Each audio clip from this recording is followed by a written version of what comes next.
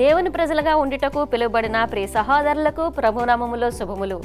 మన ఈ ధారావాహికలో మనం నేర్చుకుంటున్నాం సూచనలు, చిత్రాలు, సలహాలు, చిహ్నాలు, ప్రవచనాన్ని అధ్యయనం చేయటం ఎలాగా, ఇవన్నీ తెలుసుకుంటున్నాం. అందులో ఈరోజు 5వ పాఠం జాతులు. ఇందులో సగభాగం గత వారం నేర్చుకున్నాం. మనం ఇంకో సగం ఏముందో చూద్దాం. వంశాలు, గోత్రాలు, దేశాలు ఏమైనా కావచ్చు, అన్నింటికీ ఒకటే పదంగా మనకు జాతులను ఇచ్చారు. కానీ ఈరోజు నేర్చుకోవడం ఇంకా ఏముందో దైవ సేవకులు మనం కలుసుకుందాం. డాక్టర్ విల్సన్ గారు, పాస్టర్ శ్యామరాజు గారు, నమస్కారం అండి. నమస్కారం డాక్టర్ గారు. ఈ ధారావాహికలో మనం 5వ పాఠంకి వచ్చాం కదా, జాతులు పాఠంలో 2వ భాగం అన్నారు. ఇందులో మనం ఏం నేర్చుకోబోతున్నామో పరిచయం చేస్తారా? చాలామంది క్రైస్తత్వం ఇష్టం లేని వాళ్ళు, క్రైస్తత్వం మీద కొంచెం విసుగు చెందిన వాళ్ళు, దేవుడు కావాలని మానవుని సృష్టించి పాపంలో ప్రవేశింపచేసి ఆయన ప్రేమను రుజువుపరచుకోవడానికి కథ అంతా చేస్తున్నాడు. అందుకోసం దేవుని యొక్క ఉద్దేశం మంచిది కాకపోవచ్చు, మానవుడు ఇబ్బంది పడుతున్నాడు, మధ్యలో ఇరుక్కుపోతున్నాడు మంచి చెడులకు మధ్యన. ఆ పరలోకపు దూతలు వాళ్ళు చూసుకోవాలి కానీ మానవుని సృష్టించే విధంగా చేస్తున్నాడని చాలా విమర్శగా మాట్లాడుతూ ఉంటారు. అది మాత్రం ఏవి కూడాను నిజం కాదు. ఇక్కడ బైబిల్లో మనం చూసినట్లయితే మొట్టమొదటి నుంచి కూడాను మానవుడు పడిపోయినప్పటి నుంచి దేవుడు గౌరవంగా ఆదామా ఎక్కడున్నామని మానవుని వెతుక్కుంటూ వచ్చి దానికి పరిష్కారం ఏర్పాటు చేసిన ప్రియమైన దేవుడు ఈ దేవుడు. ఎవరైనా సరే స్వార్థంతో ఉన్నట్లయితే మానవుడు పడిపోయిన తర్వాత పట్టించుకోకుండా ఉండేవాళ్ళు. కానీ మానవుడు పడిపోయిన వెంటనే దేవుడే వచ్చి వెతుక్కుంటూ వచ్చి దీని పరిష్కారం ఇదని చెప్పి ఉన్నారు. ఈ వారంలో మనం నేర్చుకున్నది ఏంటంటే, పడిపోయిన మానవుడు ఆ తర్వాత ఆయన వచ్చిన సంతానం అంతా కూడాను రకరకాలైన మానవుడు పరిపాలన పద్ధతులు ఏర్పాటు చేసుకున్నారు. కొంతమంది ఏమో డిక్టేటర్షిప్, కొంతమంది డెమోక్రసీ, క్యాపిటలిజం, కమ్యూనిజం, రకరకాలైన పద్ధతులు పరిపాలన ఏర్పాటు చేసుకున్నారు. దేవుని యొక్క పరిపాలనా పద్ధతి అన్నిటికంటే మెరుగైనదని బైబిల్ ద్వారా మనం నేర్చుకుంటున్నాం. ఆయన పరిపాలన పద్ధతిలో ఏమేమి ఉంటాయి? ఎందుకంటే మానవుడు పాపి అయి ఉండి ఒక రాజుగా ఆయన కూర్చొని వేరే వాళ్ళు పరిపాలించడం అది సమ్మతం కాదు. ఆయన నీతిమంతుడిగా ఉండి పరిపాలిస్తే అది బాగుంటుంది. దేవుడు నీతిమంతుడిగా ఉండి పాప మానవుని ఎంత జాగ్రత్తగా పరిపాలించాడో ఆ వివరాలు దీంట్లో రాయబడి. బాగుందండి, చాలా వివరంగా చెప్పారు పరిచయం. పాస్టర్ గారు దీని కొరకు లేఖనం వినిపించండి. కీర్తనలు 46:10 నుంచి తీసుకోబడ్డది. ఊరకుండి నేను దేవుడినని తెలుసుకొనుడి, అన్యజనులలో నేను మహోన్నతుడ నగుదును, భూమి మీద నేను మహోన్నతుడు నగుదును. ఈ యొక్క వాక్యాలు దేవుడు దీవించిన గాక. ఇక్కడ దేవుడు తన యొక్క గొప్పతనము కేవలము క్రైస్తవులు లేకపోతే ఆయన నమ్ముకున్న బిడ్డలకే కాకుండా సర్వ జనాంగానికి కూడా నేను ఒక దేవుడిగా ఉంటానని వాగ్దానం చేస్తున్నట్లు మనం చూస్తున్నాము. బాగుందండి. అందుకే నేనే దేవుడును అని చెప్తున్నారంటే సర్వజనులు ఒక్కరే దేవుడు అని. డాక్టర్ గారు, మరి మనం ఇందులో చూస్తే ఆ పండు తినవద్దు అని దేవుడు ఇచ్చిన మొదటి ఆజ్ఞగా మనం చూస్తాం. అది మొట్టమొదటి ఆజ్ఞగా ఇచ్చినారు. దాని యొక్క ప్రాముఖ్యత ఏమంటారు? ఈ యొక్క TSWH స్వ అని అంటారు. అంటే తినవద్దు, చేయవద్దు అన్న మాట హెబ్రీ భాషలో ఉన్నది. టు కమాండ్, ఆజ్ఞ ఇచ్చినాడు నువ్వు ఆ పండు తినవద్దని. దేవుడు ఏదైనా సరే మేలైనది మానవుడికి ఎప్పుడు కూడా దూరంగా ఉంచడం. ఏదైతే మేలో మానవుల మేలు కొరకు జ్ఞాని అయిన దేవుడు మానవుడు ఏది మేలు చేయాలో, ఎంత ఆశీర్వాదకరంగా వాళ్ళని మార్చాలో ఎప్పుడు కూడాను దేవుడు ఉద్దేశిస్తూనే ఉంటాడు. ఈ యొక్క ఏదైనా తోటలో ఒక తరగతి గదిలో పెట్టినట్లుగా ఉదయం సాయంత్రం దేవదూతలు వచ్చి మీరు దేవుడు చెప్పిన మాటలే వినండి, దేవుడు చెప్పిన ఎవరైనా చెప్తే మీరు ఆ మాటలు వినొద్దని జాగ్రత్తగా చెప్పారు.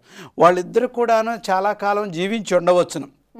కానీ సాతానుడు మారువేషంలో వచ్చి గలిబిలి చేసి వాళ్ళని మోసం చేసిన తర్వాత లోకమంతా కూడాను ఒక విచిత్రమైన లోకంగా మారింది. అంటే ఆకులు రాలటం ప్రారంభించాయి, గచ్చపొదలు రావడం ప్రారంభించాయి, మానవుడు ఆయుష్ అనేది తగ్గిపోతుంది, మానవుడు సిగ్గు అనేది తెలుసుకోవడం ప్రారంభించాడు. ఈ యొక్క ఆజ్ఞ మీరుటి ద్వారా ఎంతో మార్పు వచ్చింది. పాపం వల్ల వచ్చు జీతము మరణమని మనం తెలుసుకున్నాము. ఆదికాండం 2:9 నుంచి 17 వరకును ఎందుకు ఇది చేయవద్దు అన్నాడనంటే, మానవుడు దేవునితో కలిసి ఉండిపోవాలని. మానవుడికి వ్యతిరేకంగా ఉన్నది ఏంటంటే ఖచ్చితంగా ఆయన మాట వినుకోకుండా ఉండటమే దేవునికి దూరమైనట్లు అన్నమాట. ఇక్కడ వాక్యంలో మనం చూసేది ఏంటంటే, ఎప్పుడూ కూడాను ఆయన చేసేది మన మేలు కొరకనే. ఇప్పుడు వెంటనే చూడకపోవచ్చు ఆయన మంచితనాన్ని, వెంటనే ఆ రుచిని చూడకపోవచ్చు. ఆశ్చర్యకరమైనది ఏంటంటే సాతానుడు కనిపెట్టిన ఈ పాపంలో కూడాను రుచి ఉంది, ఆనందం ఉంది, అలంకరణ ఉన్నది, ఏమండి సంతోషం ఉన్నది. కానీ అది తాత్కాలికమైనది. దేవుడు ఇచ్చే ఆశీర్వాదము, ఆనందము దీర్ఘకాలమైనది. ఇది మాత్రం మానవుడు కనిపెట్టుకోవటం మర్చిపోతున్నాడు. ఇంకా మనం తెలుసుకోవాల్సింది దానియేలు 2వ అధ్యాయంలో మనం చూస్తున్నాము సామ్రాజ్యాలు ఉన్నాయి. ప్రతి వాళ్ళు కూడాను నేను శాశ్వతంగా ఉంటాను, నా రాజ్యం ఎప్పుడు కూడా ఉంటుంది, నా రాజ్యానికి అంతం లేదు. ఏమండి దానియేలు వెళ్ళి చెప్పాడనమాట, నీ రాజ్యం తర్వాత ఇంకొక రాజ్యం వస్తుందని. నువ్వేంటి నాకు చెప్పేది, నువ్వు ఎక్కడో యెరూషలేము నుంచి వచ్చావు, నా రాజ్యం స్థిరం అవడం ఏంటని ఆయన రాజ్యం శాశ్వత కాలం ఉండటానికి ఆ ప్రతిమకు ఆ బొమ్మ పూర్తి బంగారంతో చేసుకున్నాడు అనమాట. అంటే మానవుడి ఉద్దేశం ఏంటంటే నేను పరిపాలించే నా అధికారం శాశ్వతంగా ఉండాలని. కానీ దేవుడు ఇచ్చిన ఆజ్ఞల ప్రకారం జీవించిన వాడు ఆయన రాజ్యం శాశ్వతంగా ఉంటుంది, ఆయన జీవితం శాశ్వతంగా ఉంటుంది, ఆయన మనశ్శాంతి సంతోషం శాశ్వతంగా ఉంటుంది, దేవుడే ఆయనకి తోడుగా ఉంటాడు. ఈ మొట్టమొదట అవిధేయత అనేది రావటమే మానవుడికి చాలా కీడుగా మారినట్టుగా మనం తెలుసుకోగలుగుతున్నాం. బాగుందండి పాస్టర్ గారు. మరి డాక్టర్ గారు ప్రస్తావించినట్టు దానియేలు గ్రంథం 2వ అధ్యాయంలో ఉన్న అందులో చెప్పబడిన ఉద్దేశం అనేది ఇశ్రాయేలుకి ఎలాగా సంబంధం ఉంది, అది నేటి కాలానికి మనకేమైనా వర్తించుతుందా? ఇశ్రాయేలుకి మరి ఈ యొక్క దానియేలు 2వ అధ్యాయంలో ఉన్న సంబంధాన్ని మనం చూసినప్పుడు దేవుడు సర్వసాధారణంగా అధ్యాయం చదివినప్పుడు ఒక రాజ్యం తర్వాత ఒక రాజ్యం వస్తుందని అందరూ చూస్తూ ఉంటారు. కానీ దేవుని యొక్క బిడ్డలు ఈ రాజ్యాలు మారుతున్నప్పుడు వీళ్ళ యొక్క పరిస్థితి ఏ రీతిగా ఉంటుందో కూడా దేవుడు అక్కడ బయలుపరిచినట్లు మనం చూడగలుగుతున్నాము. అంతేకాకుండా ఈ రాజ్యమును దేవుడు నడిపిస్తున్నప్పుడు, ఈ యొక్క రాజ్యాలను ఎస్టాబ్లిష్మెంట్ చేస్తున్నప్పుడు ఈ యొక్క దేవుని యొక్క బిడ్డలు తీసుకుంటున్న తీర్మానాన్ని బట్టి వీరిని ఒక జనాంగముగా దేవుడు ఏర్పాటు చేసుకుని తీసుకువెళ్తాడా, లేకపోతే వారి దగ్గరికి మళ్ళీ బానిసలుగా పెట్టి ఇబ్బందులు పెట్టి, అంటే వీళ్ళు తీసుకున్న నిర్ణయాలు బట్టి ఇబ్బందులు పడినప్పుడు అప్పుడు దేవుని దగ్గరికి వస్తారా అన్నది ఒక రిలేషన్ మనం చూడగలుగుతున్నాము. ఇక్కడ మనం చూస్తున్నప్పుడు సర్వసాధారణంగా ఎప్పుడైతే ఈ యొక్క 2వ అధ్యాయంలో ఉన్న విషయాలను కొంతమంది చూసినప్పుడు వారు వివరణిస్తూ ఏమంటున్నారంటే ఇది బంగారం నుంచి మట్టికి రావటం జరిగింది, దిగజారిపోతున్న పరిస్థితిని మనం చూస్తున్నామంటారు. కానీ అది దిగజారినట్టు ఉన్నా కానీ లోకము 18వ శతాబ్దం నుంచి 1920కి వస్తున్నప్పుడు దిగజారలేదు, అది బలపడుతుందనేసి కొంతమంది చెప్తున్నారు. తెలివి జ్ఞానాల్లో పెరిగింది. అవును, చిన్న విరామం తీసుకుందామండి. చిన్న బ్రేక్ తర్వాత పాఠం ఇంకొంచెం వివరంగా తెలుసుకుందాం, చూస్తూనే ఉండండి. ప్రేక్షకులకి పాఠంలోకి పునఃస్వాగతం. ఇంకొంచెం వివరంగా తెలుసుకుందాం. పాస్టర్ గారు మాకు కొంచెం వివరించండి. ఇక్కడ మనం 19వ శతాబ్దంలో చూసుకున్నప్పుడు మరి ప్యారిస్లో ఒక ప్రదర్శనశాల ఒకటి పెడతాము చూస్తున్నాము. అయితే అక్కడ పెట్టినప్పుడు కొత్త టెక్నాలజీ సైన్స్ అంతా కూడా ఎగ్జిబిషన్ అంతా కూడా పెట్టి అన్నీ చూపించినప్పుడు అందరూ కూడా అనుకున్నారు ఇంకేంటి మనం ఈ 19వ శతాబ్దం నుంచి 20వ శతాబ్దంకి వెళ్ళేటడికి ఇంకా జ్ఞానం పెరిగిపోతుంది, ఇంకా ఉన్నతమైన స్థితిలోనికి మనం వెళ్ళిపోతామని అందరూ కూడా అనుకోవటం జరిగింది.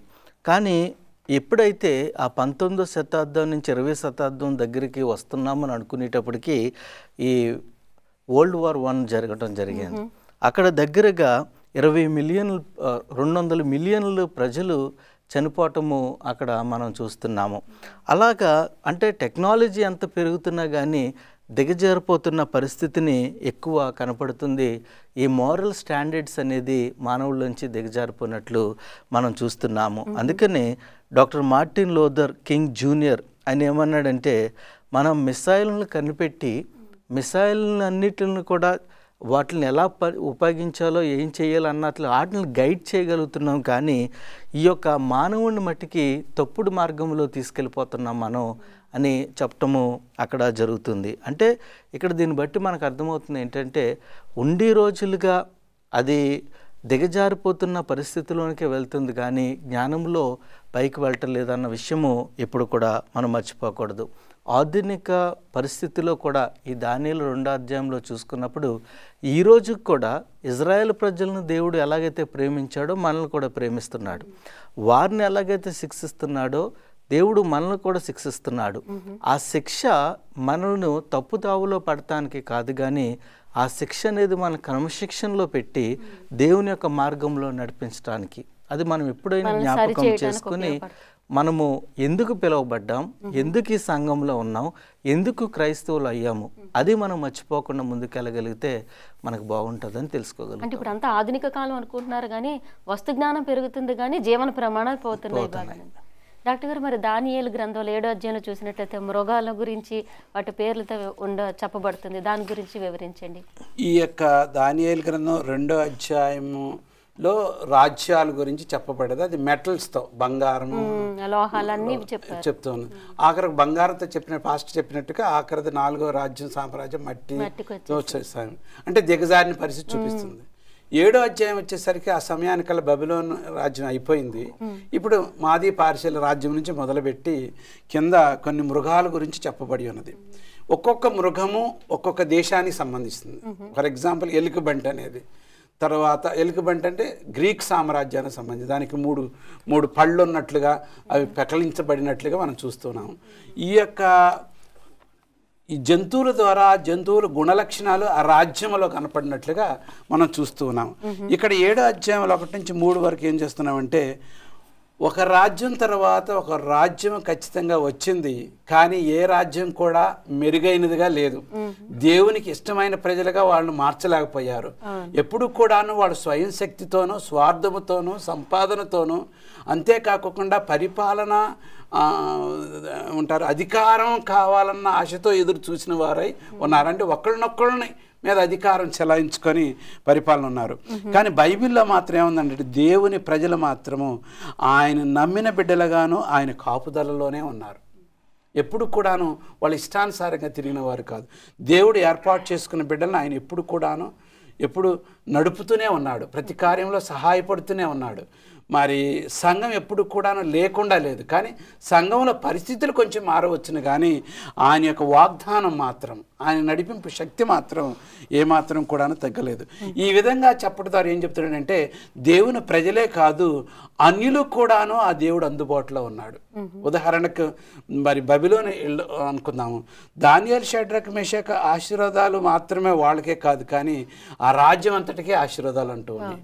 ఉదాహరణకి బెల్షస్సాజర్ అనే ఆయన ఆ రాత్రి ఆయన త్రాగి ఉన్నప్పుడు, మరి వీళ్ళందరూ మాదీ పార్సీలందరూ వస్తున్నప్పుడు, రాజుగారు నువ్వు మారలేదు కాబట్టి దానియేలు చెప్తాడు, వృద్ధాప్యంలో ఉన్న ఆయన, రాజా నీకు ఎన్నోసార్లు చెప్పాను నువ్వు మారలేదు, మా దేవుడు ముందుగానే చెప్పాడు ఈ విధంగా జరుగుతుందని, ఈ రాత్రి నీ ప్రాణం తీసేస్తారు, నువ్వు నాకు ఇవ్వాల్సిన బహుమానాలు నువ్వే ఉంచుకున్నట్టు. అంటే దేవుడు ఎప్పుడు కూడాను వెనక నుండి గమనిస్తూనే ఉన్నాడు.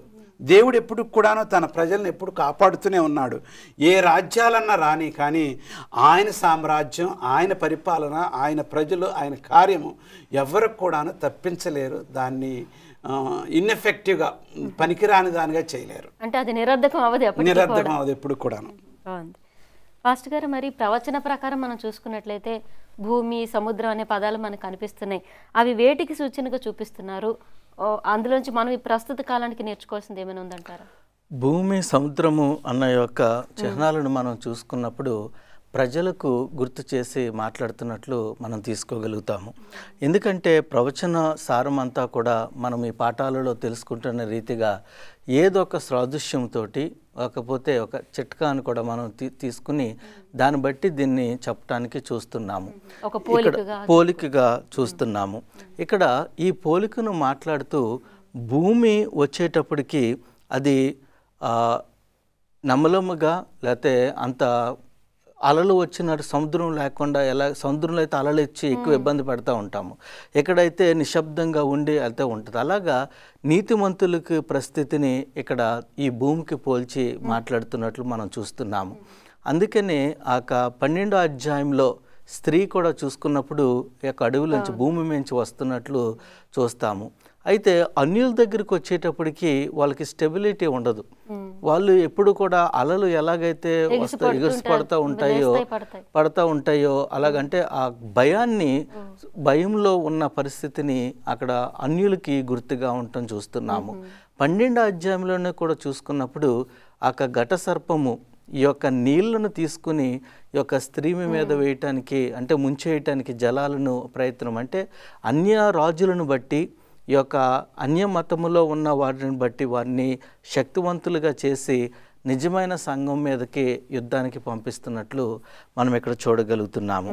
అంతేకాకుండా ప్రకటన 12, 13 అధ్యాయాలు కూడా మనం క్లుప్తంగా చూసుకున్నప్పుడు మనకి ఈ యొక్క సముద్రమేమో అన్యజనులకు, అదే రీతిగా నేల భూమి ఏమో నీతిమంతులకి ఉదాహరణగా ఉంది.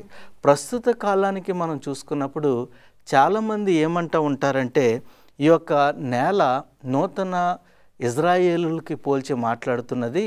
ఆ నూతన ఇజ్రాయేలులు ఎవరో కాదు కానీ నూతనంగా సృష్టించబడిన ఈ యొక్క అమెరికా దేశానికే గుర్తుగా ఉంటుంది. ఎందుకంటే వారు ఆధ్యాత్మికంగా బలమును పొంది ఆధ్యాత్మికంగా ఉండటానికి ప్రయత్నం చేస్తున్నారు కాబట్టి దేవుడు పాత ఇజ్రాయేల్ని విడిచిపెట్టి అమెరికా దేశాన్ని ఆధునికంగా ఏర్పాటు చేసుకున్నారు అనేసి చెప్తూ ఉంటారు. కానీ వాస్తవానికి చూసుకున్నప్పుడు ఆల్రెడీ ఈ యొక్క అమెరికా దేశం కోసము ప్రకటన గ్రంథము 13వ అధ్యాయంలోనే మాట్లాడుతూ ఒక గొర్రె పిల్ల వంటి స్వభావంతో ఉండి 2 కొమ్ములతో ఎలాగొస్తుందో మనకి అక్కడ వివరించి చెప్పినట్లు మనం చూస్తున్నాము. దీన్ని బట్టి మనందరికీ కూడా తెలిసేది ఏంటంటే ఈ యొక్క నూతన ఇజ్రాయేలు అమెరికా దేశం కాదు. ఎందుకంటే ఆ దేశము మనకున్న ప్రవచనం బట్టి మనం అర్థం చేసుకున్నప్పుడు తిరిగి క్రైస్తవుల్ని హింసించటానికి ప్రధానమైన దేశముగా మార్పు పొందటానికి ప్రవచనం ద్వారా వస్తుంది కనుక దాని కాదని మనం తెలుసుకోగలుగుతున్నాం. అంటే ఇక్కడ భూమి నీతిమంతులకి ఉండి ఈ యొక్క సముద్రము అనీతిమంతులు లేకపోతే అన్యులుగా ఉండి ప్రస్తుత కాల ప్రవచనంలో కూడా చూసుకున్నప్పుడు చాలా ప్రాధాన్యతను తీసుకువెళ్తానికి ఈ యొక్క ముఖ్య అంశంగా చూడగలుగుతున్నాము. అంటే ఆ పదార్థాలతో చెప్పుతున్నప్పుడు వాటి పరిస్థితులు కూడా దానికి వర్తించబడి ఉన్నాయి. చిన్న విరామం తీసుకుందామండి. చూస్తున్నారు కదా, చిన్న బ్రేక్ తర్వాత ఇంకొంచెం తెలుసుకుందాం. ప్రేక్షకులకి పాఠం చివరి భాగంలోకి మరొకసారి స్వాగతం. డాక్టర్ గారు, ప్రకటన గ్రంథం మనం 10వ అధ్యాయంలో చూసినప్పుడు మరలా ప్రవచించమనే మాట మనకు కనిపిస్తుంది. ప్రవచనం ఒకసారి చెప్పితే అది కాలం అంతటికి సరిపోతుంది కదా, మళ్ళీ ఎందుకు ఇందులో చెప్పారు? దాని గూఢార్థం ఏమైనా ఉందంటారా? చాలా అర్థం అంటూ ఉన్నది. ముఖ్యంగా ఈ యొక్క మరలా ప్రవచించమనే సందర్భాన్ని మనం చదువుకోకముందు ఒక మాట మనం నేర్చుకోవాలి. ప్రతి కాలంలో కూడాను మానవుని హెచ్చరించడానికి, దేవుని వైపు మళ్లించడానికి, ఆ సందర్భంలో ఆ పరిస్థితుల్లో కొన్ని సత్యాలు కొత్తగా నేర్పించడానికి దేవుడు ఒక సేవకుడిని కానీ, ఒక ప్రవక్తను కానీ, ఒక దర్శనం కానీ ఏదో చేస్తూనే ఉన్నాడు దేవుడు. ఈజ్ ఎ కమ్యూనికేటింగ్ గాడ్, ఎప్పుడు కూడా తెలియపరుచుకునే దేవుడై ఉన్నాడు. అయితే ఆఖరి రోజుల్లో దేవుడు తన సంఘము, తన ప్రత్యేకమైన ఏర్పాటు చేసుకున్న జనాంగానికి రెమనెంట్, శేషించిన అన్న మాట ఉపయోగించబడ్డది ప్రకటన గ్రంథంలో. ఈ యొక్క శేషించిన అన్న మాట 17, 18 శతాబ్దంలో శేషించిన అనంటే ఎవరు? వేరు చేయబడిన, దేనికి వేరు చేయబడిన?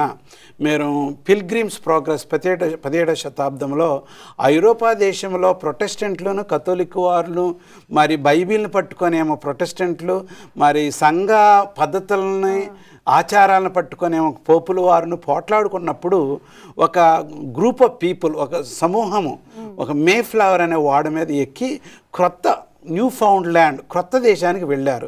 అదే ఈ రోజున అమెరికా దేశం అంటూ ఉన్నాం.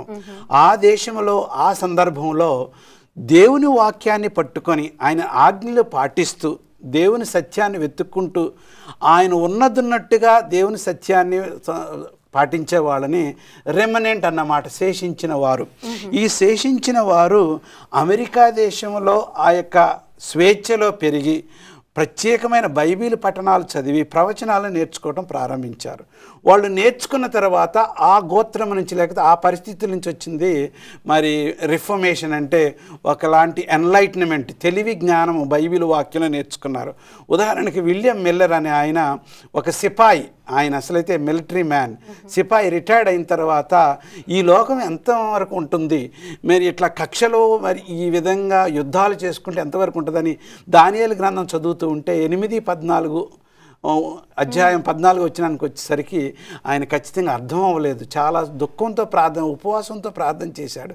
ఆ తర్వాత వాక్యాన్ని పోల్చి వాక్యం చదివినప్పుడు జాగ్రత్తగా ఆయన ఖచ్చితంగా ప్రకటన గ్రంథంలోకి వచ్చిన తర్వాత వాక్యం చదివిన తర్వాత ఆయన దేవుడు వచ్చే సమయం వచ్చింది, ఆయన రెండవసారి వస్తాడు, ఈ పాపానికి అంతం చేస్తాడని ప్రకటించడం ప్రారంభించాడు. మొట్టమొదట్లో ఎవరూ నమ్మలేదు, కానీ ఆయన ప్రవచనాలు పోల్చి చూపించాడు. ఏంటది? ప్రవచనాలు. ప్రవచనం చాలా ముఖ్యం అన్నమాట మనం నేర్చుకోవడానికి, స్థిరమైన వాక్యం అదనమాట.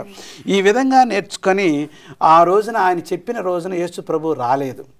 చాలామంది నిస్పృహపడ్డారు, చాలా ఇబ్బంది పడ్డారు. కొంతమంది అయితే దేవుడే లేడని చెప్పారు, కొంతమంది బైబిల్ ఇసిరేశారు. అయినప్పటికీ ఆ యొక్క సమూహములో నుంచి, ఆ యొక్క ఇబ్బందిలో నుంచి క్రొత్తగా మరలా వచ్చారు. ఈ చరిత్ర అంతా కూడా ప్రకటన గ్రంథం 10లో ఉన్నదనమాట. ఈ చిన్న పుస్తకము తినుము అని రాయబడి ఉన్నది. ఈ చిన్న పుస్తకము తినుము అన్నది ఆమె 7 ఉరుములు. ఇక్కడ చూడండి, అంతటి నేను ఆ చిన్న పుస్తకమును దూత చేతుల నుండి తీసుకొని దానిని తినివేసి తిని అది అప్పుడు వారు నీ ప్రజలను గురించి, జనముల గురించి, ఆయా భాషలు మాట్లాడిన వారిని గురించి, అనేక మంది రాజుల గురించి మరలా ప్రవచింపమ అగత్యం అంటున్నారు. అంటే ఇక్కడ చిన్న పుస్తకం అంటే ఖచ్చితంగా 12 అధ్యాయాలు ఉన్న దానియేలు గ్రంథం చెప్పారు చూడండి. అక్కడ దానియేలు ఇప్పుడు నేను ఇచ్చిన దర్శనం ఇప్పటికి కాదు, ఆఖరి రోజులకి, అందుకోసం ఇది ముద్రించబడి ఉన్నదని చెప్పారు చూసారా. ఇప్పుడు తెరిసే సమయం వచ్చిందనమాట, ఇప్పుడు దాని గురించి మాట్లాడుకునే సమయం వచ్చిందనమాట. ఆ చిన్న పుస్తకం తినుము అంటే లిటరల్గా భోజనం తిన్నట్టు తినటం కాదు, కానీ దాన్ని చదివి ఆరగించి ఆలోచించి అదంతా కూడా దాంట్లో ఉన్న జ్ఞానాన్ని పొందటం అనమాట. అది తినిన తర్వాత సంతోషంగా ఆనందమైన శుభవార్త, కానీ ఆ శుభవార్త అనుభవించిన తర్వాత కొద్ది రోజులకి అది చేదు అనుభవంగా మారింది. మన చరిత్రలో, క్రైస్తవ చరిత్రలో చూసినప్పుడు అక్టోబర్ 22, 1844 సంవత్సరాన అది మహా గొప్ప అపజయము, విచారముతో కూడిన. ఆ తర్వాత పుట్టిన సంఘము రెమనెంట్ సంఘం, శేషించిన సంఘం అని చెప్పుకోవచ్చును. దేనివల్ల మనం చెప్పుకోగలదు అంటే 10-11 చదవండి ఇప్పుడు. అప్పుడు వారు నీ ప్రజలను గూర్చియు, జనములను గూర్చియు, ఆయా భాషలు మాట్లాడువారిని గూర్చియు, అనేక మంది రాజులను గూర్చియు మరలా ప్రవచింప నగత్యమని నాతో చెప్పిరి. మరలా ప్రవచించడం అంటే ఏంటంటే క్రొత్తదేమీ చెప్పటం కాదు. మరలా ప్రవేశించడం అంటే కొత్తదేం చెప్పటం కాదు. సరిగ్గా ఈ వాక్యం విలియం మిల్లర్ గారు, తీర్పు గడియ వచ్చింది, మీరు సృష్టికర్తనే పూజించండి, తీర్పు గడియ వచ్చింది, బబిలోని గలిబిలి పద్ధతుల్లోంచి బయటికి రండి, తీర్పు గడియ వచ్చింది, మీ జీవితాలు సరి చేసుకుని చెప్పే సమయానికి అదే సమయంలో సాతానుడు కూడాను ఏం చేస్తున్నాడంటే మరి ఈ పరిణామ సిద్ధాంతాన్ని తీసు, దేవుడు లేడు, దేవుడు మానవుడు తనంతట కానీ వచ్చినాడని రకరకాలైన తప్పుడు పద్ధతులు బైబిల్కి వ్యతిరేకంగా తీసుకొస్తున్నాడు. అందుకోసం మరలా మీరు ప్రవశించాలంటే మరలా మీరు చెప్పాలి. ఏమని చెప్పాలా? సృష్టికర్తను వైపు తిరిగి ఆయన మాత్రమే పూజించాలా, వేరేదేది కూడాను పూజించకూడదని చెప్పి ఉన్నాడు. మనం జాగ్రత్తగా చదివినట్లయితే ఈ త్రిదూత వర్తమానం, ప్రకటన గ్రంథం 14 అధ్యాయంలో ఉన్న త్రిదూత వర్తమానం, అంతేకాకుండా 18 అధ్యాయంలో ఉన్న హెచ్చరికని మనం గమనించినప్పుడు దేవుడు ఆఖరి రోజుల్లో తన ప్రజలకు, తన ఆయా భాషలు మాట్లాడేవారికి, ఆయా తెగల వారికి చెప్పింది ఏంటంటే, మీరు ఆ గలిబిలి నుంచి బయటికి వచ్చి బైబిల్ సూత్రాలు మాత్రమే పాటించి, ఆయన తీర్పు గడి వచ్చింది కాబట్టి ఆ హెచ్చరిక గమనించమని చెప్పినాడు. దానియేలు గ్రంథం ఎక్కడ చూడండి, ప్రకటన గ్రంథం ఎక్కడ చూడండి, దేవుడు ఏ విధంగా శేషించిన సంఘాన్ని ఏ విధంగా నడిపిస్తున్నాడో మనం చూడగలుగుతున్నాం. ఇదంతా కూడా మనం గమనించినప్పుడు మనం తెలుసుకున్నది ఏంటంటే, అన్యుల్ని దేవుని ఎంపిక చేసుకున్న ప్రజలు అందరూ కూడాను ప్రభు రాకడకి సిద్ధంగా ఉండాలని దేవుడి ఉద్దేశమై ఉన్నది. చాలా వివరంగా ఉంది దీని గురించిన సమాధానం. పాస్టర్ గారు ఇంకా తెలుసుకోవడానికి ఏమైనా ఉన్నాయంటారా? ఇక్కడ చాలాసార్లు ఈ దానియేలు గ్రంథం ఆఖరు అధ్యాయంకి వచ్చేటప్పటికి ముద్రించమని అనేటప్పుడు చాలామంది ఇంకా దానియేలుకే ముద్రించేసి ఇచ్చేమనేసి ప్రింటింగ్ అనుకుంటున్నారు వాళ్ళు. అలాగనుకుని చాలామంది ఇంకా అప్పటికే అవసరమేనండి ప్రింటింగ్ చేసి ఇచ్చేస్తారు, ఇప్పుడు కాదనేసి అంటారు. అక్కడ ముద్రించడం అంటే ఆ పుస్తకాన్ని అప్పటికి మూసివేయండి, తెరవబడవలసిన కాలం ఉన్నదని ఒకటి మనం తెలుసుకోగలుగుతున్నాం. ఇంకొకటి ఏంటంటే ఇక్కడ ఈ ప్రవచనాలు అంతానికి వచ్చేటప్పటికి దేవుడు కొత్త ఆకాశము కొత్త భూమిని సృష్టించబోతున్నాడు, మొదటి ఆకాశము మొదటి భూమి లయమైపోతుందని ప్రకటన 21వ అధ్యాయంలో కూడా మనం చూడగలుగుతున్నాము. దాంతోపాటు లోకంలో ఉన్నవన్నీ లయమైపోయినా గొప్పతనం ఏంటంటే యేసుక్రీస్తు వారు సిలువపై ఆ మేకులు కొట్టించుకోవటం, ఆ గాయాలు మనకి ఎప్పటికీ చిరకాలం ఉండిపోతాయండి. ఎందుకంటే వాటి ద్వారా మనం రక్షించబడ్డాం కనుక వాటిల్ని ఒక గుర్తుగా దేవుడు ఎప్పుడు కూడా ఉంచుతాడు. మనము దాన్ని ఎప్పుడు కూడా జ్ఞాపకం చేసుకోవాల్సిందిగా తెలుసుకోగలుగుతున్నాము. బాగుందండి, చాలా చక్కని పాఠం, చాలా వివరంగా చెప్పారు. ధన్యవాదాలండి. తెలుసుకున్నాం కదా ప్రియ సహోదరులారా, జాతుల గురించి, రాజ్యాలు, వంశాలు, పేరేదైనా మనం అందరం అందులో ఉన్నవాళ్ళమే. అంతనే కాదు, ఇప్పుడేది విన్నాము క్రీస్తు వారి సిలువ మీద చేసింది బలి అర్పణ, దాని గురించి తెలియాలంటే వచ్చే పాఠంలో కలుసుకోవాలి. ఇలాగ ఈ పాఠాలు మీరు లైక్ చేయండి, షేర్ చేయండి, సబ్స్క్రైబ్ చేయండి, సువార్త ప్రచారంలో మీరు భాగం కండి. క్రీస్తు నామములో శుభములు.